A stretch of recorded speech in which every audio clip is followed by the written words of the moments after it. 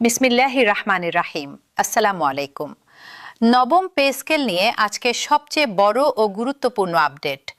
সরকারি চাকরিজীবীদের দীর্ঘদিনের প্রতীক্ষিত নবম জাতীয় পে স্কেল নিয়ে একের পর এক চাঞ্চল্যকর তথ্য সামনে আসছে। সবচেয়ে বড় খবর হলো বাস্তবায়ন পদ্ধতিতে সম্পূর্ণ নতুন এক পরিকল্পনার ইঙ্গিত পাওয়া গেছে। সর্বশেষ আলোচনা অনুযায়ী সরকার দুই ধাপে নয় বরং একবারেই নতুন বেতন কাঠামো কার্যকর করার বিষয়ে ইতিবাচক অবস্থানে চলে এসেছে। সংশ্লিষ্ট কর্মকর্তাদের বরাত দিয়ে জানা গেছে, সমন্বিত বাজেট ও হিসাব ব্যবস্থাপনার কারিগরি জটিলতা, দুই ধাপে বাস্তবায়নের অতিরিক্ত ব্যয় এবং সরকারি চাকরিজীবীদের মধ্যে সম্ভাব্য অসন্তোষের আশঙ্কা বিবেচনায় নিয়ে একবারেই সম্পূর্ণ পে স্কেল কার্যকরের পরিকল্পনা করা হচ্ছে। তবে বৈঠকে কমিশনের সুপারিশ অনুযায়ী বেতন বৃদ্ধির হার কিছুটা সমন্বয়ের বিষয়েও আলোচনা হতে পারে বলে জানা গেছে। এখনও এ বিষয়ে সরকারের পক্ষ থেকে আনুষ্ঠানিক কোনো ঘোষণা আসেনি। ফলে সরকারি চাকরিজীবীদের মধ্যে আগ্রহ ও অপেক্ষা দুটোই বেড়েছে। গেজেট প্রকাশ নিয়েও নতুন তথ্য এসেছে। জাতীয় বেতন কমিশন 2025-এর সুপারিশ প্রণয়ন কমিটির একটি গুরুত্বপূর্ণ সভা অনুষ্ঠিত হয়েছে গত 6 জুলাই। সভায় সিদ্ধান্ত হয়েছে প্রয়োজনীয় সংযোজন বিয়োজন শেষে প্রধানমন্ত্রীর চূড়ান্ত অনুমোদনের পরই নবম জাতীয় পে স্কেলের গেজেট জারি করা হবে। অর্থ মন্ত্রণালয় সূত্র জানিয়েছে, চলতি মাসের মাঝামাঝি বা শেষ নাগাদ চূড়ান্ত গেজেট প্রকাশের সম্ভাবনা রয়েছে। 1 জুলাই বুধবার থেকে নতুন বেতন কাঠামো আনুষ্ঠানিকভাবে কার্যকর হলেও বর্ধিত বেতন কবে ব্যাংক হিসাবে যাবে তা নিয়ে সরকারি কর্মকর্তা কর্মচারীদের মধ্যে এখনও অনিশ্চয়তা রয়েছে। সরকার নতুন কাঠামোর আংশিক বাস্তবায়নের জন্য প্রায় 44,000 কোটি টাকা বরাদ্দ রেখেছে। উল্লেখযোগ্য তথ্য হল, বর্তমানে দেশে প্রায় 14 লাখ সরকারি কর্মচারী এবং 9 লাখ পেনশনভোগী রয়েছেন এবং তাদের বেতন ও পেনশন খাতে সরকারের বার্ষিক ব্যয় প্রায় 1,31,000 কোটি টাকা। সংশ্লিষ্টদের তথ্য অনুযায়ী এই বরাদ্দকৃত অর্থ সরাসরি বেতন ভাতা খাতে না দেখিয়ে প্রকৃতিত জনসেবা বা নেট পাবলিক সার্ভিসের আওতায় রাখা হয়েছে, যা সরকারি কর্মকর্তা কর্মচারী, পেনশনভোগী এবং এমপিওভুক্ত শিক্ষক কর্মচারীদের বেতন সমন্বয়ে ব্যবহার হতে পারে। তবে জাতীয় বেতন কমিশনের মূল প্রতিবেদনে সম্পূর্ণ কাঠামো বাস্তবায়নে সরকারের অতিরিক্ত প্রয়োজন হবে বলা হয়েছিল প্রায় 1,06,000 কোটি টাকা। এবার আসা যাক গ্রেড ভিত্তিক বেতন বৃদ্ধির হারে। নতুন তথ্য অনুযায়ী নিম্ন স্তরের অর্থাৎ 20তম গ্রেডের কর্মচারীদের জন্য বেতন প্রায় 140% পর্যন্ত বৃদ্ধির সুপারিশ করা হয়েছে। আর ঊর্ধ্বতন কর্মকর্তাদের ক্ষেত্রে এই বৃদ্ধির হার তুলনামূলক কম, প্রায় 80% পর্যন্ত হতে পারে।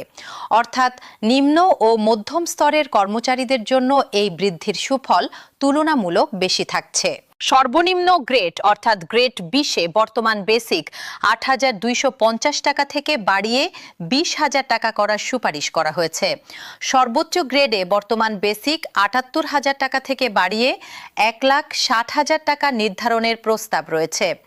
দ্বিতীয় গ্রেডে 1,32,000 টাকা, তৃতীয় গ্রেডে 1,13,000 টাকা, চতুর্থ গ্রেডে 1 লাখ টাকা এবং পঞ্চম গ্রেডে 86,000 টাকা মূল বেতন প্রস্তাব করা হয়েছে। ষষ্ঠ গ্রেডে 71,000 টাকা, সপ্তম গ্রেডে 58,000 টাকা, অষ্টম গ্রেডে 47,200 টাকা এবং নবম গ্রেডে 45,100 টাকা বেসিক নির্ধারণের প্রস্তাব দেওয়া হয়েছে। দশম গ্রেডে 32,000 টাকা এবং একাদশ গ্রেডে 25,000 টাকা বেসিক নির্ধারণের প্রস্তাব রয়েছে। একাদশ থেকে 20তম গ্রেড পর্যন্ত কর্মচারীদের জন্য নতুন করে যাতায়াত ভাতা প্রবর্তনের বিষয়টিও সক্রিয় বিবেচনায় রয়েছে।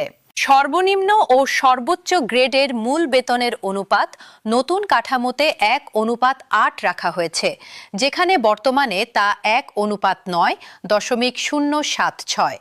কর্মচারী সংগঠনগুলোর একাংশ এই অনুপাতকে যথেষ্ট মনে করছে না এবং তাদের দাবি অনুযায়ী গ্রেড সংখ্যা 20 থেকে কমিয়ে 15-র মধ্যে আনা, সর্বনিম্ন মূল বেতন অন্তত 30,000 টাকা নিশ্চিত করা এবং বেতনের অনুপাত 1:5-এর মধ্যে সীমাবদ্ধ রাখার দাবি জানিয়েছে।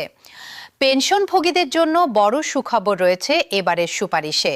যারা বর্তমানে 20,000 টাকার কম পেনশন পান তাদের পেনশন 100% পর্যন্ত বৃদ্ধির প্রস্তাব করা হয়েছে।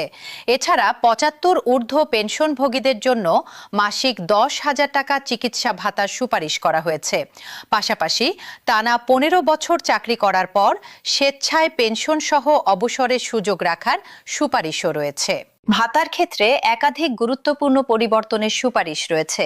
বৈশাখী ভাতা 20% থেকে বাড়িয়ে 50% উন্নীত করার সুপারিশ করা হয়েছে। টিফিন ভাতা 200 টাকা থেকে বাড়িয়ে 1,000 টাকা করার প্রস্তাব রয়েছে। চিকিৎসা ভাতাও উল্লেখযোগ্য হারে বাড়ানোর সুপারিশ করা হয়েছে। বার্ষিক ইনক্রিমেন্টের হার বর্তমান 5% থেকে বাড়িয়ে 10% করার জোর দাবি জানিয়েছে কর্মচারী সংগঠনগুলো। এছাড়া টাইম স্কেল ও সিলেকশন গ্রেড পুনর্বহাল করার দীর্ঘদিনের দাবিটিও বর্তমানে সক্রিয় বিবেচনায় রয়েছে। জনপ্রশাসন মন্ত্রণালয়ে কর্মকর্তা কর্মচারী কল্যাণ সমিতির পক্ষ থেকে রাষ্ট্রপতি ও প্রধানমন্ত্রীর কার্যালয়ের অনুরূপ সচিবালয়ে টিপটপ ভাতা প্রদান, 100% পেনশন পুনর্বহাল এবং পেনশন গ্র্যাচুইটির হার 1:500 টাকা নির্ধারণের আবেদন জানানো হয়েছে, যার অনুলিপি ইতিমধ্যে অর্থ মন্ত্রণালয়ে পাঠানো হয়েছে। কর্মচারীদের পক্ষ থেকে ক্ষোভ ও দাবির খবরও অব্যাহত রয়েছে। বাংলাদেশ সচিবালয় কর্মকর্তা কর্মচারী ঐক্য ফোরাম, সংযুক্ত পরিষদ এবং আন্তঃমন্ত্রণালয় কর্মচারী অ্যাসোসিয়েশনের যৌথ বিবৃতিতে প্রধানমন্ত্রী তারেক রহমানের আশু হস্তক্ষেপ কামনা করা হয়েছে। বাংলাদেশ সরকারি কর্মচারী দাবি আদায় ঐক্য পরিষদের নেতা লুৎফর রহমান বলেছেন, বিগত 11 বছরে সম্মিলিত মুদ্রাস্ফীতি 108%। ফলে 2015 সালের বেতন দিয়ে বর্তমান সময়ে সংসার চালানো সম্ভব হচ্ছে না। কর্মচারীদের একাংশ ধাপে ধাপে না করে এক ধাপে 100% পে স্কেল বাস্তবায়নের দাবিতে অনড় অবস্থানে রয়েছেন। আর সেই দাবির সঙ্গে সঙ্গতি রেখেই সরকার এখন একবারে বাস্তবায়নের পরিকল্পনার দিকে ঝুঁকছে বলে ইঙ্গিত পাওয়া যাচ্ছে। অন্যদিকে বেসরকারি গবেষণা সংস্থা সিপিডির পক্ষ থেকে মন্তব্য এসেছে যে নতুন বেতন কাঠামো একযোগে বাস্তবায়ন করা হলে তা বাজারে মূল্যস্ফীতি আরও বাড়িয়ে তুলতে পারে, যা সাধারণ মানুষের ক্রয় ক্ষমতার ওপর অতিরিক্ত চাপ তৈরি করবে। এই মন্তব্যের প্রেক্ষিতে কর্মচারী সংগঠনগুলো তীব্র প্রতিক্রিয়া জানিয়ে বলেছে, তাদের যৌক্তিক দাবিকে নেতিবাচকভাবে উপস্থাপন করা হচ্ছে। নতুন পে স্কেলের মূল সুবিধাভোগী সরকারি কর্মকর্তা কর্মচারীরা হলেও পেনশনভোগী এলপিআরে থাকা কর্মকর্তা কর্মচারী এবং এমপিওভুক্ত শিক্ষক কর্মচারীদের ক্ষেত্রেও সুবিধা পাওয়ার সম্ভাবনা রয়েছে। তবে স্বায়ত্তশাসিত, আধা স্বায়ত্তশাসিত, রাষ্ট্রায়ত্ত এবং বিশেষায়িত প্রতিষ্ঠানের একটি বড় অংশ এখনও চূড়ান্ত সিদ্ধান্তের অপেক্ষায় রয়েছে। সবচেয়ে গুরুত্বপূর্ণ প্রশ্ন হল, বর্ধিত বেতন প্রকৃতপক্ষে কবে হাতে আসবে? সূত্র জানিয়েছে, প্রশাসনিক আদেশ, সফটওয়্যার ভিত্তিক হিসাব সমন্বয় এবং গেজেট প্রকাশের মতো আনুষ্ঠানিকতা এখনও বাকি থাকায় জুলাই থেকে কাঠামো কার্যকর হলেও বর্ধিত বেতনের অর্থ হাতে পেতে অক্টোবর পর্যন্ত অপেক্ষা করতে হতে পারে। তবে গেজেট প্রকাশে বিলম্ব হলেও বকেয়াসহ বেতন ভাতা পরিশোধের বিষয়টি সরকারের সক্রিয় বিবেচনায় রয়েছে বলে অর্থ মন্ত্রণালয়ের একজন কর্মকর্তা নিশ্চিত করেছেন। সব মিলিয়ে নবম জাতীয় পে স্কেল নিয়ে পরিস্থিতি এখন আগের চেয়েও বেশি গতিশীল। এক ধাপে সম্পূর্ণ বাস্তবায়নের নতুন চিন্তাভাবনা, গেজেট প্রকাশের অপেক্ষা এবং গ্রেড ভিত্তিক বেতন কাঠামোর চূড়ান্ত রূপ নিয়ে আগামী কিছুদিনের মধ্যেই আরও স্পষ্ট তথ্য সামনে আসতে পারে বলে ধারণা করা হচ্ছে।